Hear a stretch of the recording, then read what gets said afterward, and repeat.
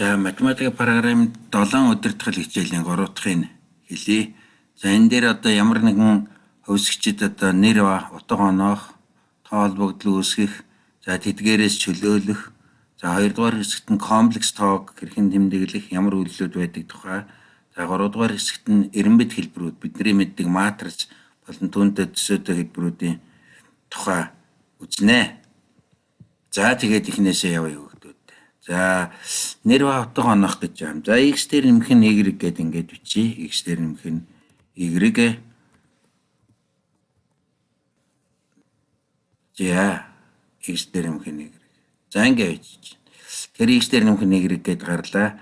Тэгвэл би одоо энэ ингэж бичиж z гэдэг утга онооч. Өөрөөр хэлбэл x дээр нэмэх нь y-ийг z гэж нэрлэж байгаа. Z.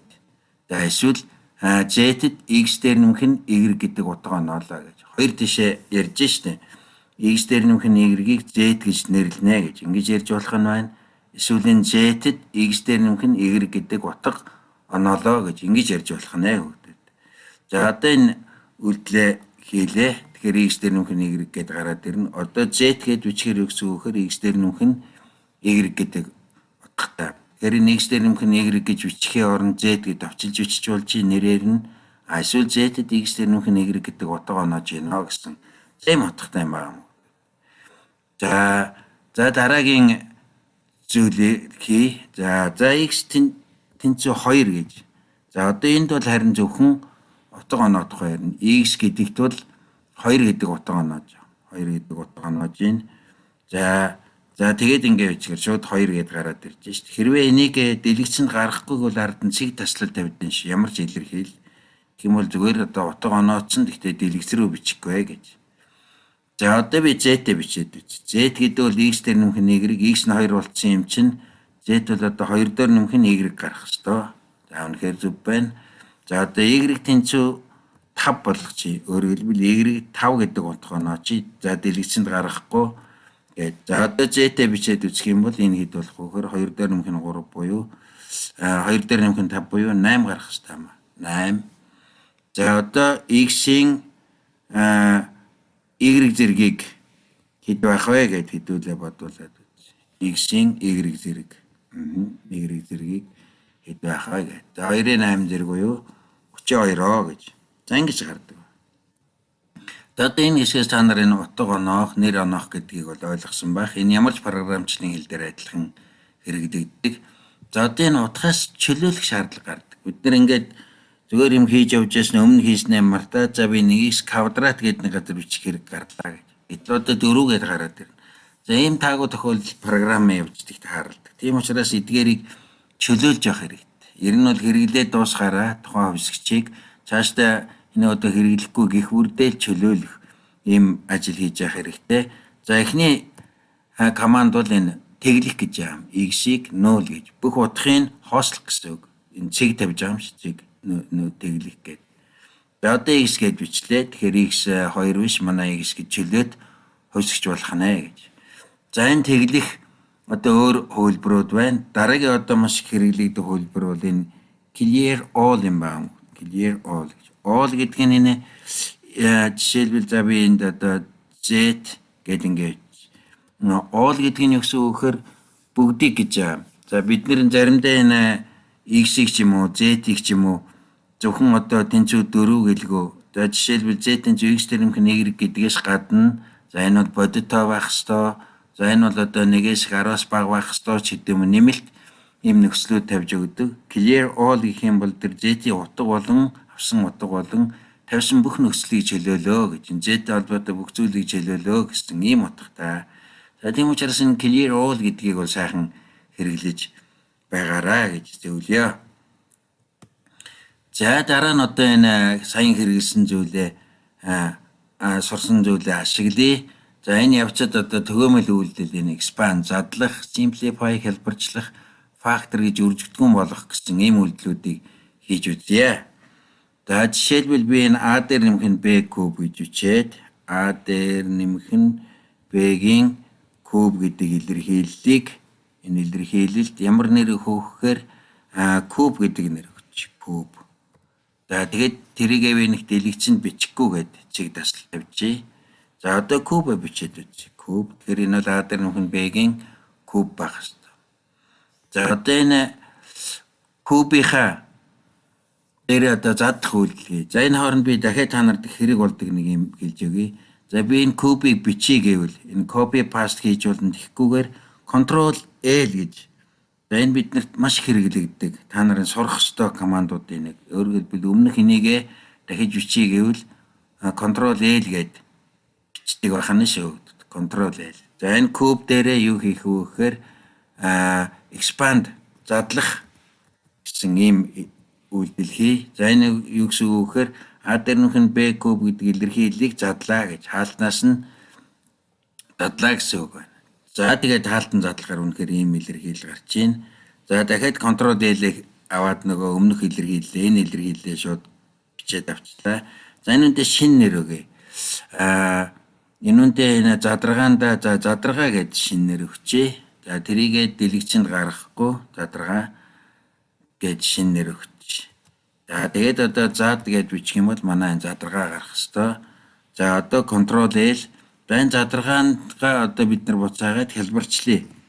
Simplify гэж. Эргээд хэлбэрчлээ гэж. Өөрөөр хэлбэл энэ илэрхийллийг хэлбэрчил гэдэг юм үйлдэл хийдэг шүү дээ бид нар. За тэгэх юм бол А дээр нөхөн Б-ийн куб гэж хэлбэрчлэгч байна. За дараагийн дасгал хийж үзье. За А квадрат за хасах нь Б квадрат.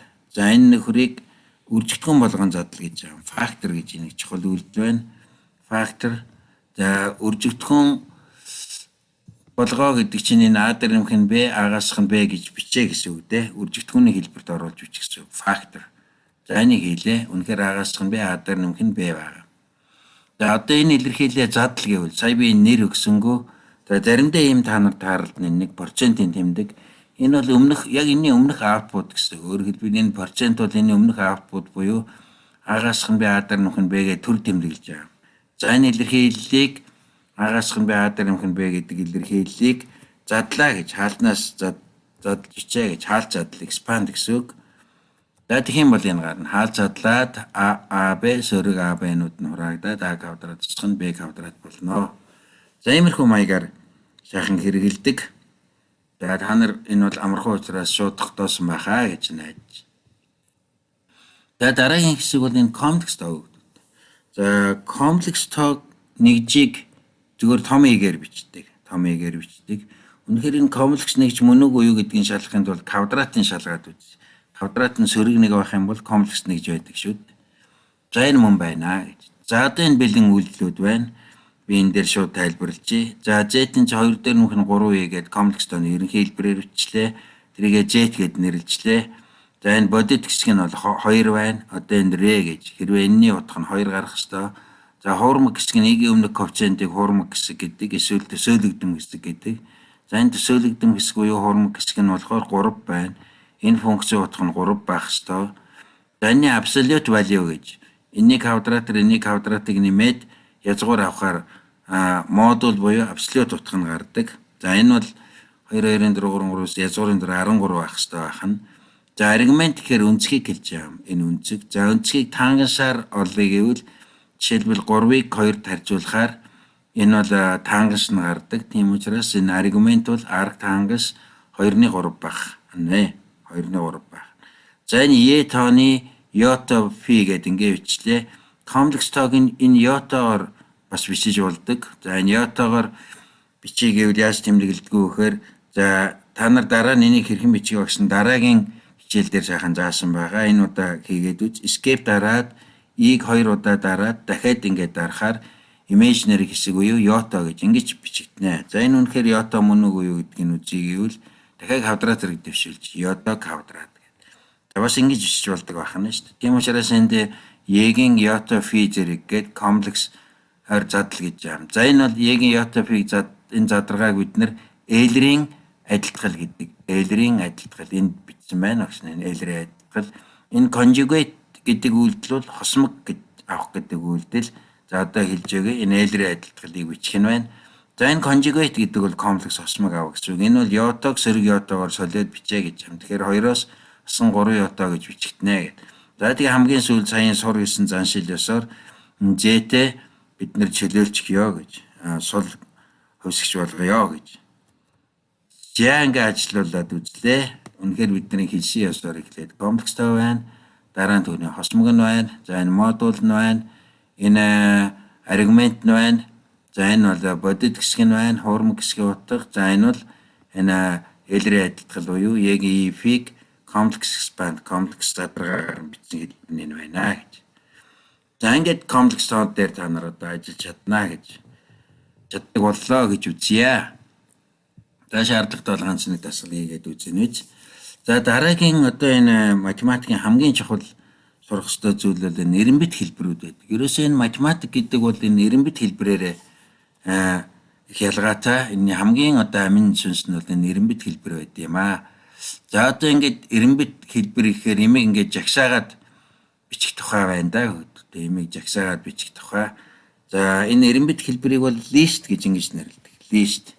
За нэг 2 имийг 2 юм уу 3 имийг жагсаагаад бичээгээ. За red and blue гэд улаан цэнхэр хоёрыг жагсааж бичээ гэвэл энэ бол зүгээр ингээд жагсаалт гэсэн үг. Лист. За тэгэхээр жагсаалтыг математик тийм ганган хаалтанд бичиж байна. Харж байна. Ганган хаалт, таслал ганган хаалт гэж ингэж бичиж штэ. Ингэж бичиж. За би энд одоо жишээлбэл энэ бэлэн бичсэн байна. Жагсаалт байна. Энэ ганган хаалтанд таслалаар заагалсан учраас 30 45 90 15 гэдэг тооны жагсаалт байна. За үнийгээ би жагсаалт гэд нэрлэлсэн байна. Жагсаалт гэд нэрлэлчихье. За тэгээд энийг нэрлээд бодуулч энийг. За одоо би цэг таслал тавьсан учраас гадагшаа гарахгүй гэж бичлээ. За одоо энэ дээр хийгээд үзье. Жагсаалтыг 2-оор үржүүлье. Тэгвэл юу гарах вэ гэж. Жагсаалтыг квадрат зэрэг дэвшүүлье. Энэ жагсаалт дээр синус аваад тоо утгыг бодъё. Энэ жагсаалтын тоонуудыг энэ болохоор дегри буюу манайхнаар нөгөө градус гэсэн. Градус шилжүүлээд одоо 30 градус 45 40 градус гэж шилжүүлээд түүний дараа синус утгыг аваа гэдэг. За ийм үйлдэлүүдийг бэлтжсэн байна. Энийг ажиллуулъя. За үнэхээр энэ манай жагсаалтыг 2-оор үржүүлбэл. За эхлээд би жагсаалт тавьчихъя. Жагсаалт ойрхоноор нь жагсаалт гэдэг ингэ бичиж. Жагсаалт. Тэр өнгө нь өөрөө гарч ийн хөгтөдөө буруу юмнууд. За энийг жагсаалт 2-оор үржихээр гишин болгоныг үржүүлсэн байна. Квадрат зэрэг дэвшүүлэхээр гишин болгоныг квадрат зэрэг дэвшүүлсэн байна. 30 квадрат 900. За 90 квадрат 8100. За 15 квадрат 225 мэдээж 45 квадрат энэ байх хэрэгтэй байх нь шүү дээ. За дараа нь энэ синус бодоод n-ийг ав гэж байна. За ийм тоонууд гарсан байна.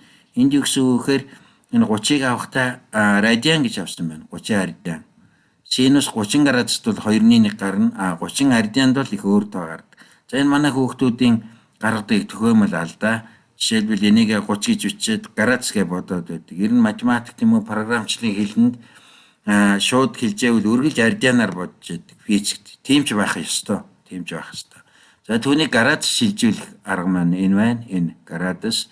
За тэгээд градус шилжүүлчихэд синус авах юм бол одоо энэ 30 градуст 2-1 48 градуст 2 язгуурын дээр 2 бидний тогтоосноор эсвэл 1 ухааны язгуурын дээр 2 90 градуст 1 гэх мэтлэнгээр ингэж олдох нэ. За энэ градусыг яаж бичгийг өгсөн заагаад өгье. За жишээлбэл синус за гэчгээд за одоо ингээ 30 гээд одоо энэ градусыг бичгээр дахиад escape за градусыг англиар degree гэдэг dig гэж бичээд escape дээр. Одоо тэгвэл энэ синус 30 градус буюу 2-1 гэж гарах хэрэгтэй юм аа. За энэ жагсаалтын тухай тэн дээр хийдэг ерөнхий үйлдэлүүдийг сая хэлжлээ. За энэ жагсаалтыг үүсгэх 2 янзын арга байна. За би энд ингээд шууд хэлээд өгье. Нэг нь лист гэдэг төрөв хийсэн. Зүгээр жагсаагаад бичих. Одоо лист гэдэг жагсаагаад бичих. За хоёрдугаар нь энэ тоон одоо тоон жагсаалт үүсгэх. За жишээлбэл энд 0-оос таслалтын дараа 1 хүртэл дараачих нь алхам гэсэн. 0.1 алхамтайгаар тоон жагсаалт үүсгэх гэж. Энийг range гэж ингэж нэрлэдэг. За ийм 2 янзаар үүсгэх нь байна. Эхнийх нь улаан ногоон хөх гэдэг энэ 3 өнгөний жагсаалт, нөгөөх нь 0-оос 1 хүртэлх тооны 0.1 алхамтай жагсаалтаа гэдэг. Ийм 2 аргаар үүсгэж болно. Мэдээж гараараа бичээд оруулсан ч болно. За дараагийн энэ хичээлийн хамгийн чухал ойлгох энэ хичээл одоо ноён оргилын давхар жагсаалт буюу матриц юм байна. Ирнийн жагсаалт энд одоо бичсэн байна. Жагсаалтыг жагсаана гэж. За энэ гадна талын хаалт бол жагсаалт гэсэн үг. Тэрний эхний гишүүн нь болохоор дахиад өөрөө нэг жагсаалт байна. А1-1, А1-2. Хоёр дахь гишүүн дахиад ингэж жагсаалт байна. Энэ хаалт 2 байгаа учраас энэ 2 давхар жагсаалт. За энийг 3 удаа хийх юм бол өөрөөр хэлбэл А1-1-ийн дахиад жагсаалт, А1-2 нь дахиад өөр нэг жагсаалт гэх мэтлэн байх юм бол 3 давхар, 4 давхар хэдэн давхарч байж болдог. Ийм учиртай. За энэ 2 давхар жагсаалтыг бид нэр матриц гэж нэрлэдэг шүү дээ. Матриц. За энд одоо шууд бичсэн байна. За би энийг ингээд ажилуулад үзье. За эсвэл би яаж бичих юм дахиад хэлээд өгье дөө. Тэнцүү А гэдэгт нь А-гаар юу нэрлэх вэ гэхээр нэг жагсаалтыг нэрлэе. За давхар жагсаалт учраас би ингээд гишүүд mas жагсаалт байх ёстой. За эхний гишүүд нь А. За нэгийг яаж бичих вэ гэхээр контрол энэ тгийн хажуу талын хасах тэмдэг буюу доогоороо зураасыг бичиж байгаа. Контрол 1 гэж бичнэ. Контрол хасах тэмдэг дээр бичнэ. Тгийн баруун талын товч шүү. А1-1. За тэгээд энэ нормал хэлбэрт орохоор контрол space пробел гэдэг энийг аваад за одоо контрол нөгөө хасах тэмдэг дээрээ дарлаа. 1-2 space. За ингэж бичиж байгаа. Жишээлбэл А2-1 контрол space таслал А2-2 гэж. За одоо энэ аг ингэж бичнэ. Жагсаалтыг. Одоо гэдэг бол жагсаалт болчлоо. За одоо энэ жагсаалтыг яг бидний мэддэг матрицын хэлбэрт оруулж бичиж гин. Энэ транспоз гэж хөрвүүлэх гэсэн үг. Мөрийг бага нь болгож бичиж байгаа. Мөрийг бага нь болгож бичнэ. За энийг матрицын хэлбэрт бичнэ гэдэг. За ингэж бичээгүй. За үнэхээр энэ А1-1, 1-2, 2-1, 2-2 гэдэг энийг бид нар матриц гэдэг. Хөрвүүлэхээр нэгдүгээр мөрийг А1-1, 1-2-ыг нэгдүгээр бага нь болгож бичсэн байна. А1-1, 1-2, хоёрдугаар мөрийг А2-1, 2, хоёрдугаар бага нь болгож бичсэн байна. Мөн ялгаагүй нэгдүгээр мөрийг бага нь болгож бичнэ гэж ингэж харж болно. Хоёрдугаар мөрийг А1-2, 2-ыг хоёрдугаар бага нь болгож бичсэн гэж. Тэгэхээр мөр багны байрыг солих үйл буюу хөрвүүлэх гэж үйлдэл. За энийг заримдаа яаж ойлгодог вэ гэхээр диагоналын дагуу ингээд эргүүлчихэж байгаа юм шиг. Энийг үлдээгээд ингэж эргүүлж байгаа гэж ингэж ойлгож болдог шүү дээ. Хөрвүүлэхийг. За транспоз буюу хөрвүүлэх. За энэ хөрвүүлэх үйлдэл дээр бас юм хий. Хөрвүүлэхдээ шууд ингэж бичиж болдог. Жишээлбэл А гэчээд транспоз TR гээд хөрвүүлэх гэсэн үг.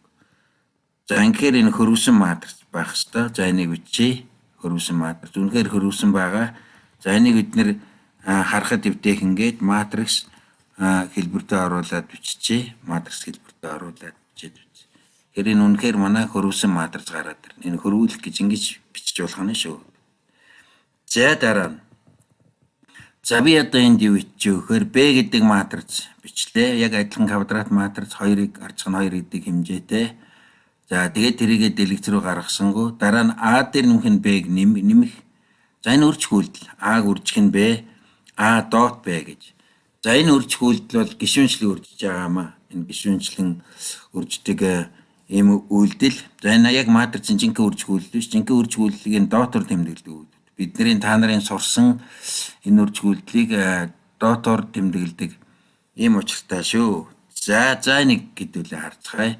За нэмэх үйлдэл бол гишүүнчлэн нэмж гин. За зүгээр энэ одоо энэ бидний үржих тэмдэг 8-ын дээр байгаа нь одоор бичих юм бол гишүүнчлэн үржүүлж байгаа. 1-1-ийг 2-2-оор гэж. За ийм үржээр бас заримдаа хэрэглэгддэг. Гэхдээ бидний одоо бүх хүний түгээмэл хэрэглэдэг матрицын үржүүр гэдэг ойлголтыг энэ чигээр тэмдэглэдэг. Нэгдүгээр мөрийг нэгдүгээр багнаар үрждэг энэ үйлдэлийг чигээр тэмдэглэдэг юм аа. За энийг хамгийн энэ хэсгээс ойлгож авах юм бол матрицын үржүүрийг энэгээр биш энэ чигээр тэмдэглэдэг шүү гэдгийг ойлгож очих ёстой.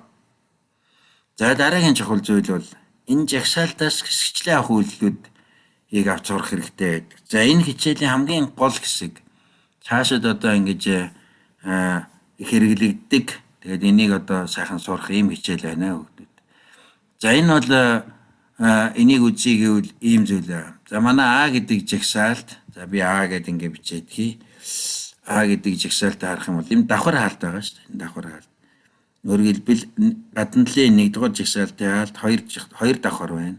Тийм учраас би энэ дээр 2 давхарыг хэрэглэж байгаа. За энэ эхнийх нь бол энэ давхар хаалтны эхний хэсэг бол 1-р мөр гэдэг шүү дээ.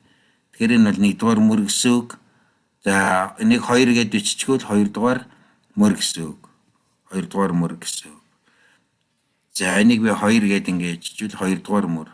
За энэ 2-р мөрийг бичгээд ийм байна. За дараагийн хэсэг нь бол энэ хүмүүстүүд одоо 1 2 гэж бичиж давхар хаалт. Өөрөөр хэлбэл энэ 1-р мөрний энэ 2 дахь элемент А1-ийн 2 гэсэн үг. Энэ бол нэг элементийг хэлж шít 1-р мөрний 2 дахь элемент гэсэн үг. За энэ яг адилхан бичлэг нь энэ хоёр бичлэгийг яг адилхан алийг хэрэгжилж болно.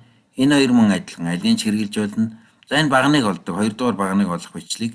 Яагаад багна гэж ийм нөхөр 2-р багнын за мөрийнх нь бүх элементүүдийг авъя гэж. Тэгэхээр энэ бол 2-р багна гэсэн үг. 2-р багны мөрийнх нь бүх элементүүдийг авна. А матрицын 2-р багны мөрийнх нь бүх элементүүдийг авна гэж. За ингэж хийж байгаа. За ингэж хийгээд үсэх юм бол үнэхээр энэ бол юу вэ нөө гэхээр матрицын мөр багнууд гэдэг нь харагдана. За энийг бид нэр матрикс форм гэж бичээд харах юм бол илүү амархан харагдаж штэ. За эхнийх нь 2-р мөр гэсэн 2-1 2-2 үнэхээр мөн байна. За 1-р мөрний 2-р элемент энэ байна. 1-р мөрний 2-р элемент. За 2-р мөр гэдэг чинь А1-ийн 2 А2-ийн 2 А1-ийн 2 А2-ийн 2-ыг аваад за энэ хэвтүүлээ бичсэн байна. Хэрвээ шаардлагатай гэж үзвэл энийг бид нэр колумн хэлбэрт бас оруулж болно шүү дээ. Колумн гэдэг бас ингэ бичиж болно. Колумн энтэй. Гэж байна. А1-ийн 2 А2-ийн 2. За энэ их чухал юм байна. Ялангуяа энэ давхар хаалт байна шүү гэж. За тэгээд нөгөө хідэн давхар байна яг тэрийг сануулж юм олон давхар хаалт хэрэгэлдэг. За дараагийн за ингээд бидний үзэх зүйлүүд бол бараг төхөөд ирж байгаа юм. За дараагийн хэсэгт бол энэ зүгээр хэрэглээг огч нь хэлсэн байна. За А гэдэг матрицыг аваад тигва зэрэг йотова тиг түүний тодорхойлогчийг ингэж авна. Матриц дээр хийх үйлдэл за trace улмөр гэдгийг авдаг үйлдэл хувийн утга хувийн векторыг олдог энэ үйлдэлүүдийг хийж их мэтлэнгээр матриц дээр хийд үйлдэлүүдийг хийж байна. За энэ детерминант гэдэг чинь юу вэ? Энэ хоёрын үр дүрээс энэ хоёрын үр дүрийг хасна. Тийм учраас тгийн квадратаас хасхан сөрөг йото гэдэг чинь юу болох вэ гэхээр нэмэх нэг болно. Тийм учраас энэ сөрөг нэг гарна. За trace буюу уул гэдэг заримдаа мөр гэдэг ер нь бол уул мөр гэсэн үг. Уул мөр гэвэл диагонал элементүүдийн нийлбэрийг хэлдэг. За энэ бол тиг гарч шít тиг. За энэ матрицын хувийн утга хувийн функцүүдийг энэ бол сөрөг нэг ба нэмэх нэг гэдэг хувийн утгатай сөрөг нэг таргалзах хувийн функц нь энэ байна. Йото ба нэг таргалзах хувийн функцүүд нь сөрөг йото ба нэг байна гэж. За энэ зарим мэддэг хүүхдүүдийн нормчлаг байна гэдгийг анзаарна. За ингэж хийж болж байгаа. За энэний тухай мэдээж дараа дэлгэрэнгүй дахиад үздцгээх учраас энэ удаа ингээд төрхөө өнгөрье. За энэ саяын жагсаалтыг бичиж болдог төрөл хэлбэрүүд нь энэ байна. За list гэдээ үзсэн, range гэж үзсэн, тэрнээс гадна table, таблиц гэдээ үүсгэж болно. Жишээлбэл энэ e-ийн 1-ээс 10 хүртэл e квадрат гэдэг тооны таблиц үүсгэе гэдэг. За мөн tuple гэж энийг бол олонд гэж нэрлэдэг. Энд 2 гэж биччих юм бол 2 дуудыг үүсгэх, 2 дуудын жагсаалт, 3 гэж бичвэл 3 дуудын жагсаалтыг үүсгэх, 4 гэж бичвэл 4-ийн жагсаалт үүсгэх гэдэг. Энийг ent гэж бичвэл ent буюу n tuple буюу олонд гэж нэрлэдэг. За энэ тухай байна. Энэ жишээлбэл би энэ 3 гэж бичсэн учраас 3 дуудын жагсаалт үүсэж шүү дээ. 3 дуудын жагсаалт үүсэж байна.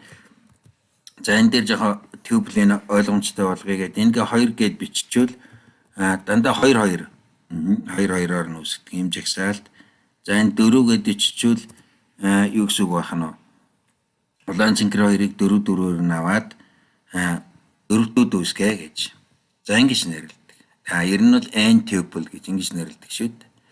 За энэ жагсаалт нэлээд төсөөтэй боловч ялгаатай хэлбэрүүд байна. Энэ тэрийг sequence ба array гэж ингэж нэрлэдэг. За багш нь энд шууд ажилуулчих. За sequence гэхээр зүгээр энэ гангаа хаалтгүй гэж харж байна. Өөрөөр хэлбэл F-од X за Y-ийг чөлөөлөх байна. Би Y-ийн Y гэж чөлөөлөх бол за одоо энд юу болж ийнө вэхээр энэ бол F-од X Y Z гэж бичиж гэвэл заримдаа энэ жагсаалтыг sequence болгож яваад ингэж бичдэг байх нь шүү дээ. Энэ ийм хэлбэртэй. За энэ тухай дараа маш хэрэглээтэй дараа нь үзнэ. Array гэхээр энийг massive гэдэг юм аа. Massive. Манайх нөгөө x-ot 1, x-ot 2, x-ot 3 юм уу? Эсвэл заримдаа тоологомдоор x1, x2, x3 гэж бичдэг шүү дээ.